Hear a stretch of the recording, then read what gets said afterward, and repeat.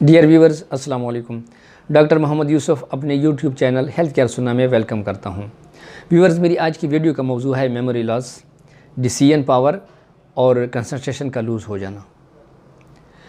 Viewers پہلے بھی ذکر کیا گیا ہے کہ کپنگ تھراپی ہجامہ نہ صرف ٹریٹمنٹ ہے بلکہ یہ بہت بڑا معجزہ ہے.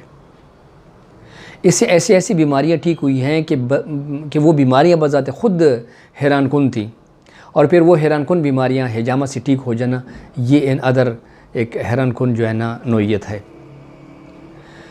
ہم جو آج آپ کے ساتھ ایک کیس ڈسکس کر رہے ہیں وہ کیس یوں ہے کہ ہمارے پاس ایک سافٹ ویئر انجینئر حسن جاوید صاحب آئے. ان کی کنڈیشن یہ تھی کہ وہ جو ڈیلی بیس پہ پڑھنے والی صورتیں ہیں یعنی چاروں کل وہ بھول گیا تھا، ان کو یاد نہیں تھی. وہ کہہ رہا تھا کہ میری کنسنٹریشن اتنی لوز ہے کہ مجھے کوئی سمجھ نہیں آتی کہ میں کوئی کام پہ کوئی فوکسنگ میں کر سکوں. میں کوئی کام پہ فوکسنگ نہیں کر سکتا ہوں، میں کوئی ڈیسیژن نہیں لے سکتا ہوں. میں لکھ کے رکھتا ہوں کہ میں نے کس وقت کون سا کام کرنا ہے. میں جب ٹائم ٹو ٹائم میں وہ کاغذ نکالتا ہوں کہ میں نے کس وقت کون سا کام کرنا تھا. یہاں تک کہ وہ کہہ رہا تھا کہ اگر میرے سامنے کوئی میرا ریلیٹیو آ جائے تو مجھے یہ نہیں معلوم ہوتا کہ اس ریلیٹیو کے ساتھ میرا تعلق کس لیول کا ہے، کیسے میں نے اس کو ٹریٹ کرنا ہے. پھر ہمارے پاس آئے اور اللہ نے ان کو شفا دینی تھی.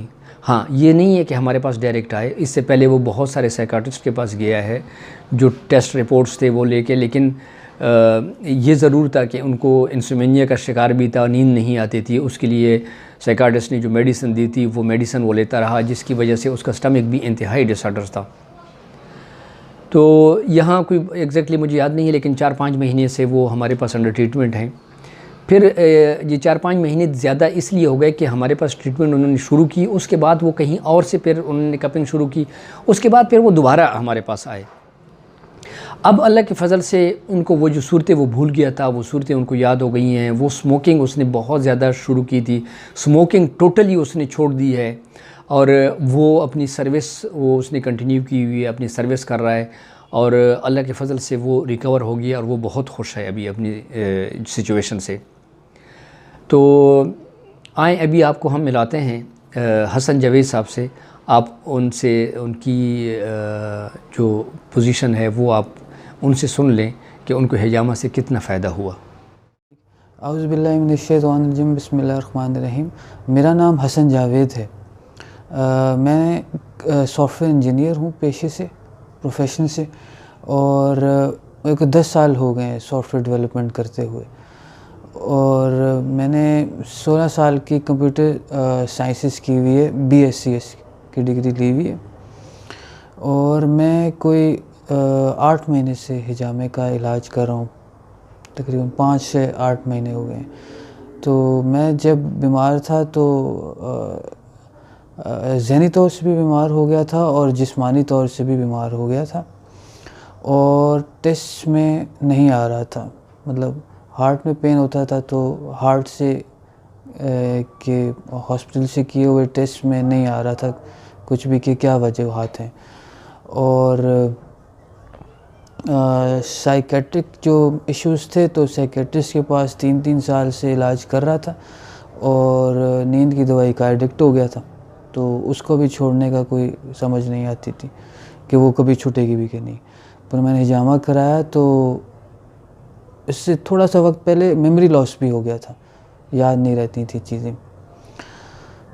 کہ کاغذ پینسل سے میں استعمال کر رہا تھا کہ جو کام مجھے کرنے ہوتے تھے وہ تھوڑی دیر بعد دماغ سے غائب ہو جاتے تھے، تو مجھے نکالنا پڑتا تھا کہ میں نے سوچ ڈیولپ بھی کیا کی تھی نا کسی چیز کے بارے میں، یہاں تک کہ اپنے بچے کے بارے میں یا والد صاحب کے بارے میں مجھے کیا پازیٹیو ہونا چاہیے، نیگیٹو ہونا چاہیے. تو میں لکھ کے رکھتا تھا کہ ہاں وہ ان کے بارے میں مجھے پازیٹیو ہونا چاہیے، ورنہ میں بھولا ہوا ہوتا تھا.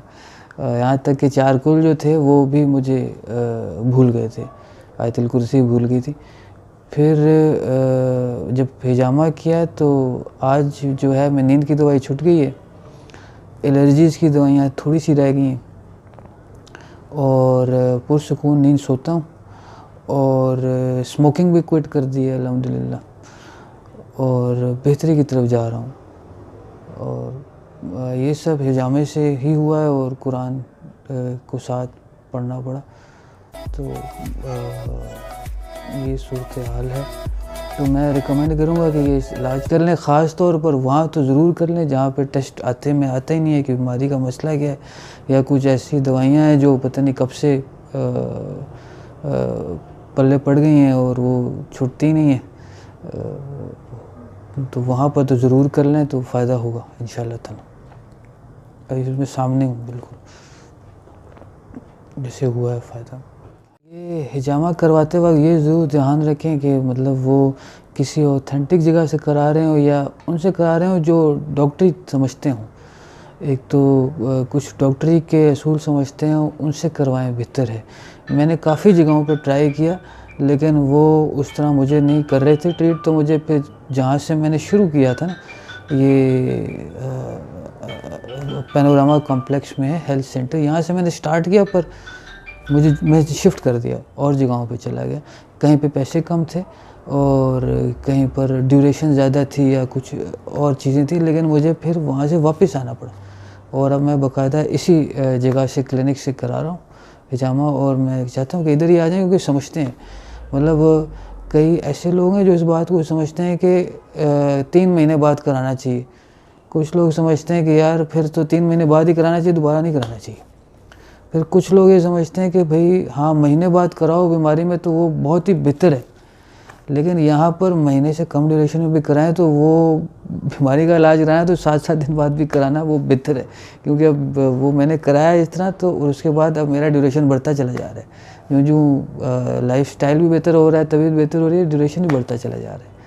تو یہ انڈرسٹینڈنگ بڑی ضروری ہے، کیونکہ حجامہ کوئی بھی سنت کے مطابق 3 مہینے بعد کر دے گا، لیکن وہ بیماری کا علاج اس طرح نہیں ہوگا، وہ کوئی ڈاکٹر ہوگا اور جو جلدی ایک جس طرح دوائی کی طرح اس کو کرنا پڑتا ہے، ویکلی بھی کرنا پڑے تو کرنا پڑے گا 2-3 مہینے تک، پھر واپس آپ آہستہ آہستہ ٹھیک ہوں گے۔